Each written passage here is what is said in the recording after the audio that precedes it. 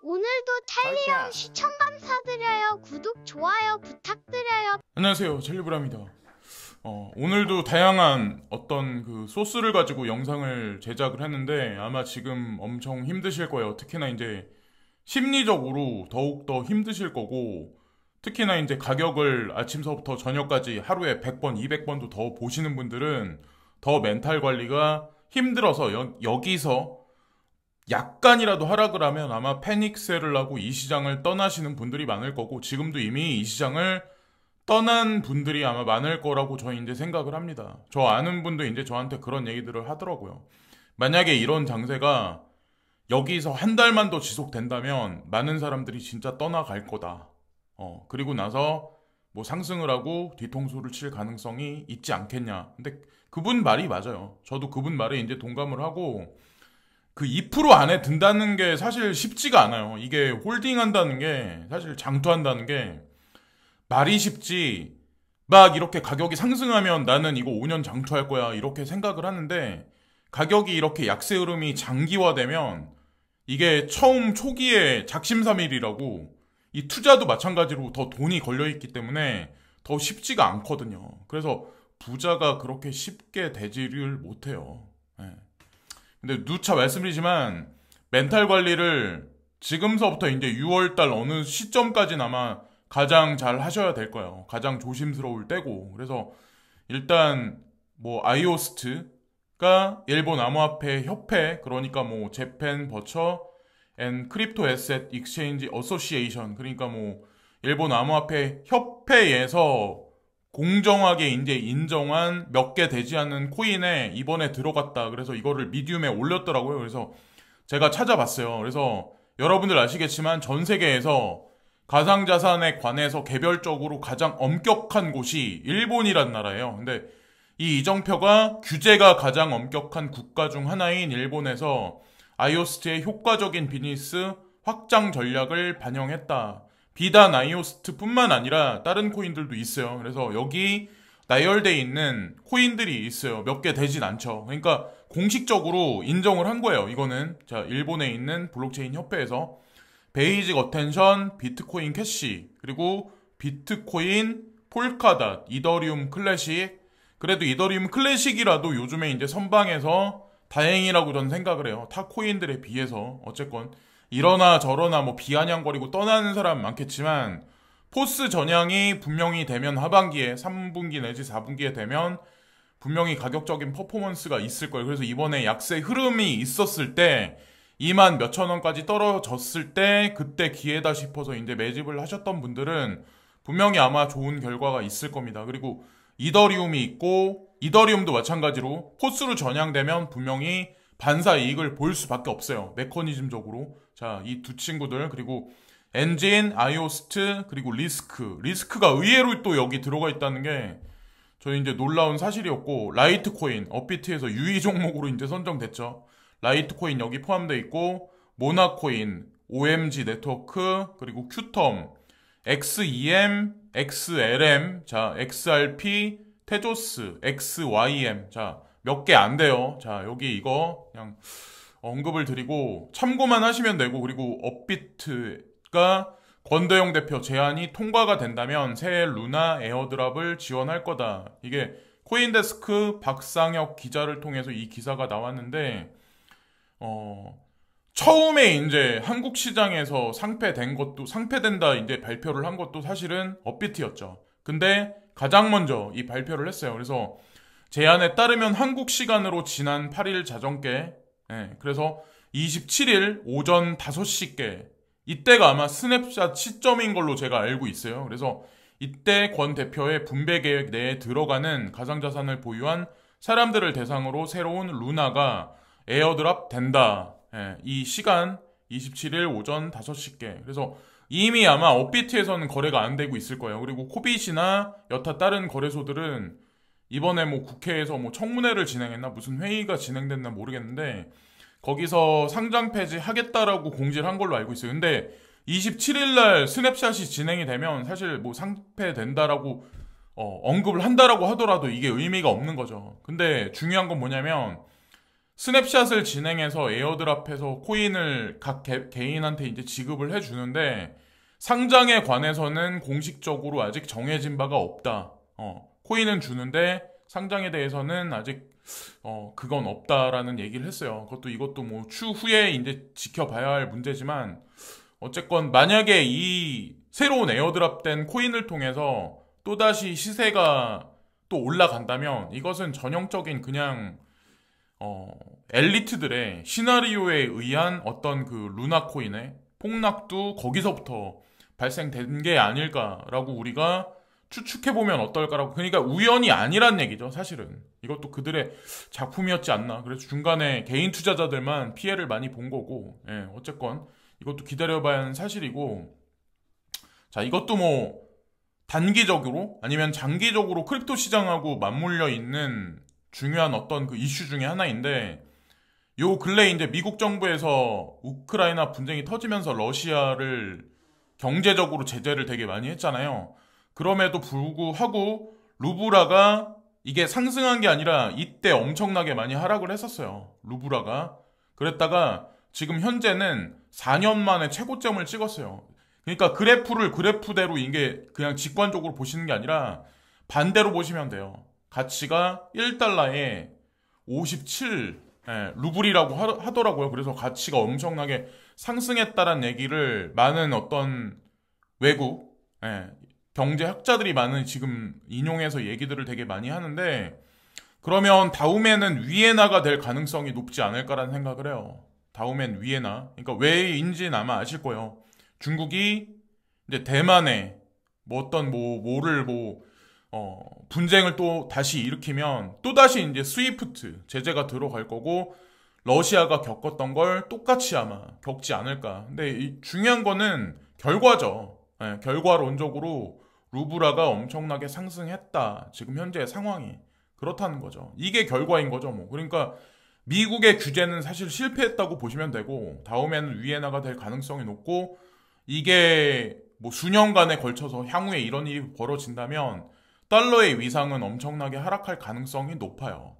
그걸 알기 때문에 우리는 비트코인을 사든 가상자산에 투자를 하는 거고, 미국 정부도 그거를 앞에선 인정 안 하지만 비하인드에서 알고 있기 때문에 디지털 달러를 준비한다거나 크립토 커런시의 구조에 관해서 만들어 놓는 게 아닐까라고 저는 생각을 합니다.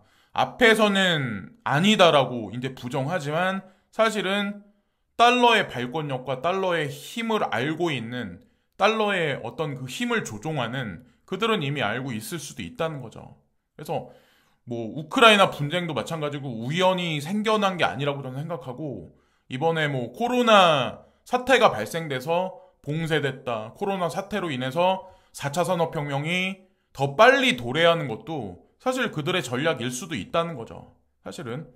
그리고 또 하나 이제 경제학자들이 지금 인플레이션이 정점을 찍고 점진적으로 쭉 이제 하락을 해서 내년이 가면 원상태로 회복될 가능성이 있다라는 견해를 폈어요. 아마 아실 거예요. 그러니까 지난달이죠. 지난달에 정점을 찍었다라고 표현하는 사람이 상당히 많고, 올해도 이제 하반기 쪽으로 갈수록, 자, 여기 이제 지금이니까 점진적으로 하락할 가능성. 근데 만약에 인플레이션이 이들의 예측같이 점진적으로 하락할 가능성이 있다는 얘기는 FED도 금리 인상에 관해서 빅스텝이라고 지금 언급을 하지만 0.5%의 금리 인상을 2번 정도 단행할 가능성이 있지만, 그 이후에 하반기로 가서 이제 9월 달부터 금리 인상하는 거는 0.25% 금리 인상을 시장에 발표를 하면 아마 금융시장 전반에 지금보다는 아마 훨씬 더 나은 장세가 하반기로 가면서 펼쳐질 가능성이 높지 않을까라는 생각을 합니다. 이게 다 제가 그냥 피셜로 돌리는 게 아니라 근거 이시 뉴스적인 사실을 갖고 다 대입해서 매크로적으로 제가 언급드리는 거고, 그래서 지금이 아마 제일 힘드실 거예요. 시세적으로 보나 매크로적으로 보나.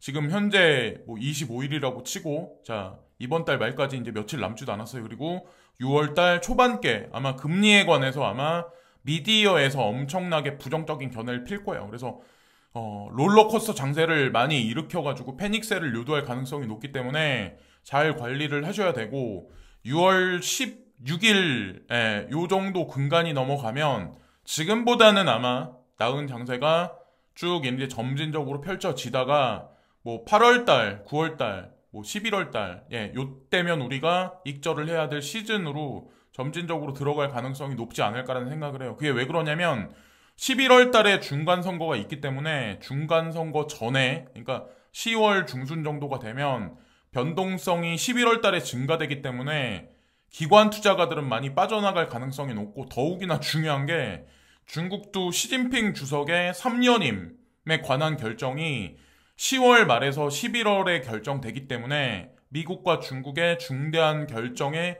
기로에 있기 때문에 변동성이 증가되기 때문에 기관 투자가들은 몸을 사리죠. 그것에 따라서 아마 움직일 거예요. 그래서 그것만 아마 주의하시면 좋지 않을까. 그래서 제가 이런 걸 언급드리면 뭘 안다고 뭐 예측을 하냐, 뭐 별의 별 비아냥거리는 게 되게 막 그런 사람들도 개 중엔 있어요. 근데 언제나 말씀드리지만 참고적인 관점으로 보시면 되고, 저는 솔직히 그렇거든요. 제가 레퍼럴도 안 해요. 레퍼럴도 안 하죠. 그렇다고 제가 회원가입하는 것도 아니죠. 그런 건 비아냥거리는 거는 그런 거 하는 사람들한테 가서 하세요. 오죽하면 거래소에서 저한테 이제 제안을 하는데 현금을 직접적으로 주겠다라고 하는 데도 있어요. 그것도 대형 거래소인데 요즘에 한참 잘 나가는. 그럼에도 불구하고 제가 그거를 안 거는 거는 제가 구독자님들하고 약속한 게 있기 때문에 저는 그냥 그 철칙을 지킬 뿐이에요. 그 거래소가 이상한 거래소라서 제가 언급을 안 하고 레퍼럴을 안다는 게 아니라, 지갑도 마찬가지고 돈이 된다는 걸 알죠. 근데 왜 안 하겠어요? 자, 어쨌건 지나가는 김에 말씀드리고, 머스크, 자, 이때가 이제 이게 이 뉴스가 나온 게 아마 며칠 전에 나왔을 텐데, 저기 항공기 승무원한테 뭐 앨런 머스크가 뭐 성추행했다 이래서 뭐 이런 얘기들이 있더라고요. 제가 보니까는. 그래서 오늘도 아마 어저껜가 좀 많이 하락을 해서 이제 끝났다라는 표현 쓰는 사람이 아마 되게 많을 거예요. 저는 이 테슬라 주식을 되게 좋아하거든요. 도지코인도 좋아하지만. 그래서 이제 뭐 몇 년 전부터 알게 됐는데, 이런 뉴스가 나올 때가 사실은 예전에 그러니까 테슬라 주식이 엄청나게 상승하기 전에 2년 전인가 됐었을 때 앨런 머스크가 공식적인 자리에서 대마초, 그러니까 마리화나를 피는 장면이 나왔을 때가 있었어요.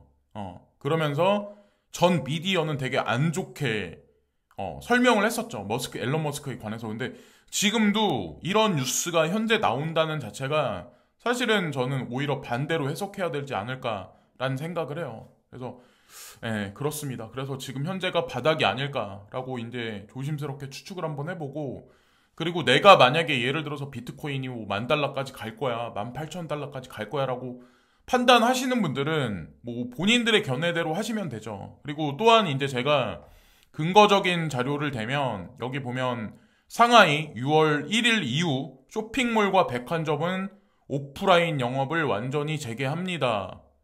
이 뉴스가 아마 일주일 전에 아마 나왔을 거예요. 근데 이게 신화통신을 이용해서 이게 오늘 새벽에 아마 나왔을 거예요. 전 세계 아마 이게 배포가 됐었을 텐데, 이게 원래 한자로 돼 있거든요. 근데 이거를 제가 구글링해서 그냥 번역해서 보여드리는 건데, 전염병 예방 및 통제 결과를 지속적으로 통합하여 시장의 질서 있는 재개를 촉진하려는 상하이의 실행 계획에 따라 쇼핑몰, 백화점, 전문점 및 기타 매장은 오프라인 비즈니스 재개를 위한 다양한 준비를 해야 한다.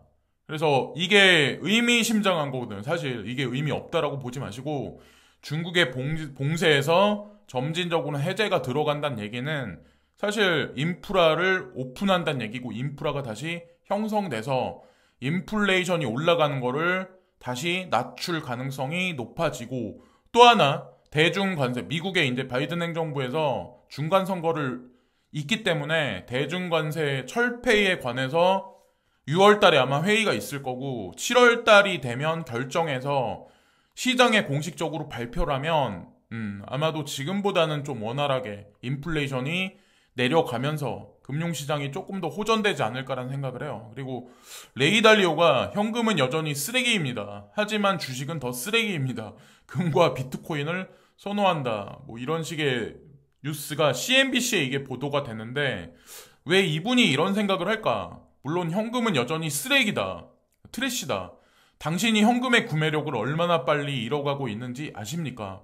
따라서 내가 현금을 쓰레기라고 말할 때 내 말은 유로와 엔화 관련된 모든 통화를 의미를 한다. 그러니까 전 세계에 있는 모든 현금을 얘기하는 거죠. 원화까지 싸잡아서 1930년대와 같은 모든 통화는 상품 및 서비스와 관련하여 하락할 통화가 될 것이다. 그러니까 미래에 관해서 이제 예언을 하는 거죠. 당신에게 진정한 수익을 가져다 줄 수 있는 것은 무엇이냐? 연준이 경제를 무너뜨리지 않고 수요를 줄 수가 있습니까? 이 금리 인상을 할 수 있습니까? 라는 얘기인데 대답은 아니요입니다. 달리오가 대답을 했습니다. 그 얘기인 즉슨 아까 제가 방송 초반에 언급했듯이 지금은 연준에서 빅스텝 뭐 이렇게 계속하면서 시장의 압력을 가하지만 결국엔 인플레이션만 잡지를 못한다는 거죠. 인플레이션을 잡으려고 하면 경제도 경기 침체로 갈 수밖에 없고, 이렇게 스태그플레이션 현재 상황이에요. 사실 작년 말부터 지금까지 벌어졌던 일들이. 그래서 지금 코인도 그렇고 주식도 현저하게 많이 떨어져 있는 거는 사실 그게 말도 안 되는 상황이 지금 도래해 있는 거고, 오히려 인플레이션이 서서히 가라앉는다라는 어떤 그 시그널이 나오면 자산 시장은 여러분들이 생각하는 것보다 거품이 훨씬 많이 그러니까 훨씬 많이 올라갈 가능성이 높지 않을까라는 생각을 합니다. 오히려 그걸 더 두려워해야 하지 않을까요? 지금 시점에? 블록체인이 훌륭하다고 생각한다. 하지만 디지털 골드라고 합시다.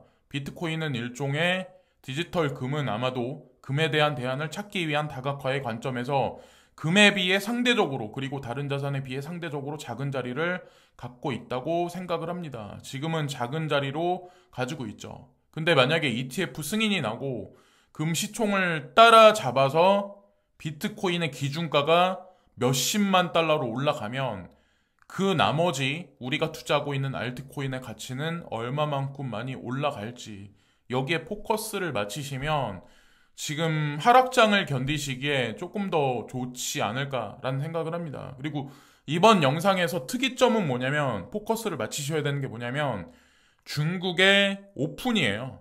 중국의 봉쇄령의 점진적인 오픈에 포커스를 맞추시고 대중 관세 철폐가 과연 공식적으로 미국 정부에서 언제 얘기를 할지 거기에 포커스를 맞추시면 지금 그렇게 많이 걱정하실 땐 아니라고 저는 생각을 합니다.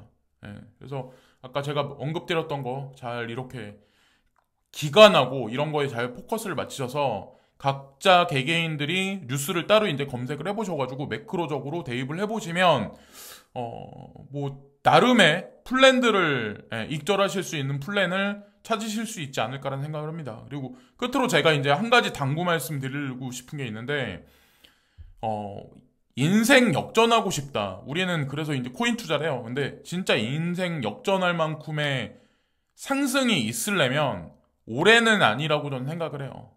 올해는 뭐 여러분들이 투자한 만큼까지만 올라가겠지만 내년 정도가 돼야지 어느 정도 극상하는 그 정도가 되지 않을까라고 저는 생각을 해요. 올해는 아니라고 생각하고 내년이 기점이 되지 않을까. 그리고 2024년이 폭락장, 2025년이 엄청난 상승장, 뭐 요런 식의 제가 대충 그냥 개인적으로 생각을 많이 해봤는데 자 그거는 따로 추후의 영상에서 이제 견해를 펴보고 오늘도 시청해주신 많은 분들께 고개 숙여 감사드리고요. 오늘 하루도 좋은 하루 되세요. 감사합니다. 오늘도 탈리형 시청 감사드려요. 구독, 좋아요 부탁드려요.